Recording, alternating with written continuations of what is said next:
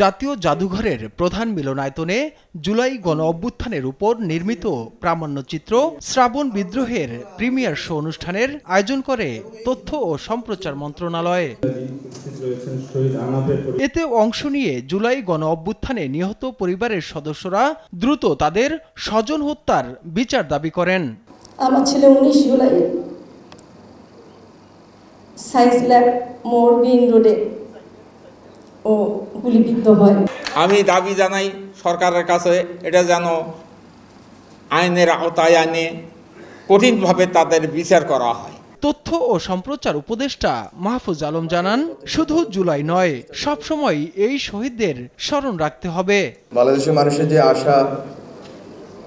যে আশার জন্ম হয়েছিল সেই আশা যেন আমরা পূরণ করতে পারি। এই পথ দীর্ঘ, অনেক দিনের লড়াই। আমরা মনে করি না 1 বছর 2 বছরের মধ্যে এই লড়াইয়ের ফসল আমরা পাবো।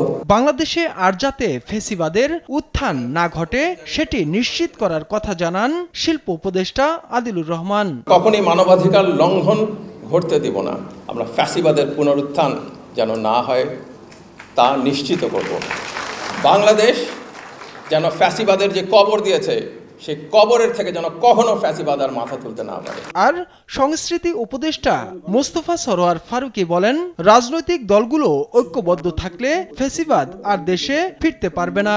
আপনাদের মধ্যে পলিটিক্যাল ডিফারেন্স থাকবে, তর্ক বিতর্ক থাকবে, ঝগড়াঝাটিও থাকবে, কিন্তু পলিটিক্যাল স্টেক হোল্ডার্স যারা আছেন তারা যদি নেক্সট 10 ইয়ার্স বাংলাদেশের একটা ঐক্য ধরে রাখতে পারেন কয়েকটা প্রশ্নে, স্বাধীনতা সার্বভৌমত্বের প্রশ্নে এবং আওয়ামী লীগের অত্যাচারের প্রশ্নে, তাহলে আমি মনে করি যে ফ্যাসিবাদ ফিরে আসার কোনো আশঙ্কা নাই। এ সময় নির্বাচনের আগেই জুলাই গণহত্যার বিচার নিশ্চিত করার কথা জানান আইন উপদেষ্টা।